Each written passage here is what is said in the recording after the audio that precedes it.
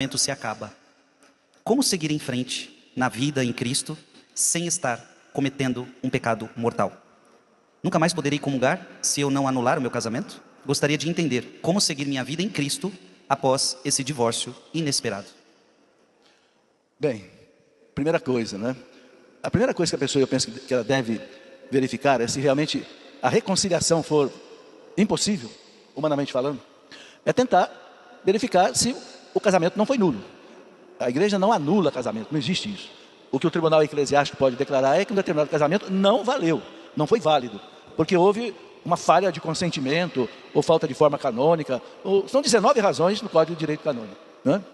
Então, a primeira coisa, acho que a pessoa deve verificar isso.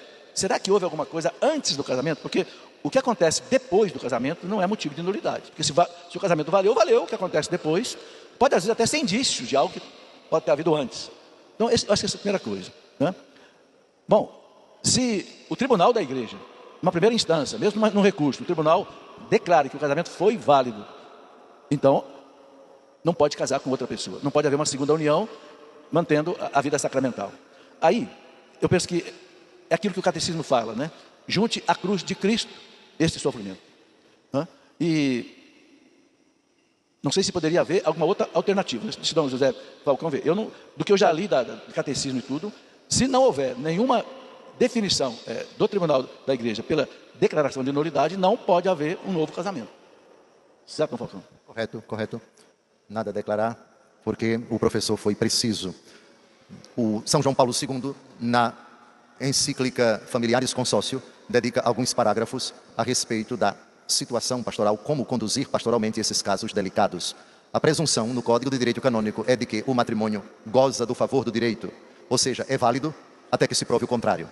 Se a pessoa tem fundamentos, tem provas de que o matrimônio não foi válido, imediatamente apresente isto ao tribunal ou ao seu bispo, e aí o bispo vai analisar se as provas são plausíveis. Se as provas são contundentes, pode ter um caminho mais rápido para que o bispo declare nulo, sem precisar, pela via ordinária, que o processo tramite, por exemplo, no tribunal eclesiástico. Mas se ele julgar que o caso precisa de uma análise mais aprofundada, então é protocolado no tribunal eclesiástico que vai analisar se procede ou não a petição em função das provas apresentadas. Enquanto a igreja não declara, em última instância, enquanto não transita em julgado, ou seja, não há mais possibilidade de se avançar, extinguiu, terminou o processo, e isso foi favorável ao demandante, ou seja, a pessoa pediu para declarar nulo e a igreja reconheceu que nunca foi válido, e ela está então habilitada a contrair matrimônio pela primeira vez.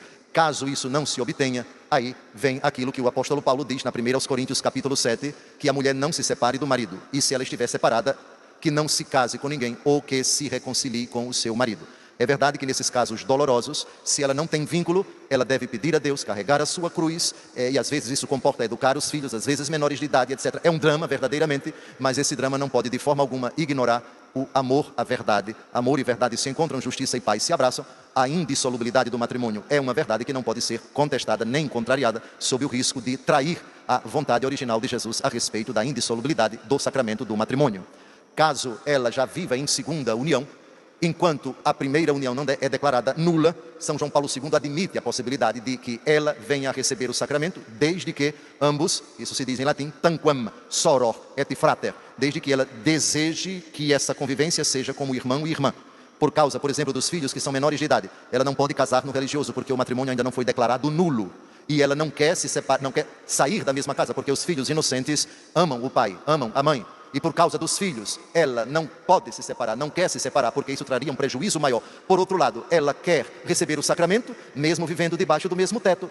Ela pode, desde que com a anuência dele, quando um não quer, dois não fazem, ela pode sem sair da mesma casa, contanto que queira viver como irmão e irmã, dentro da mesma casa, sem o contato sexual. Aí sim, arrependida, reconciliada com Deus no sacramento da penitência, mesmo vivendo debaixo do mesmo teto, mas agora vivendo como irmão e irmã, pode sim receber o sacramento da penitência e, consequentemente, o sacramento da Eucaristia.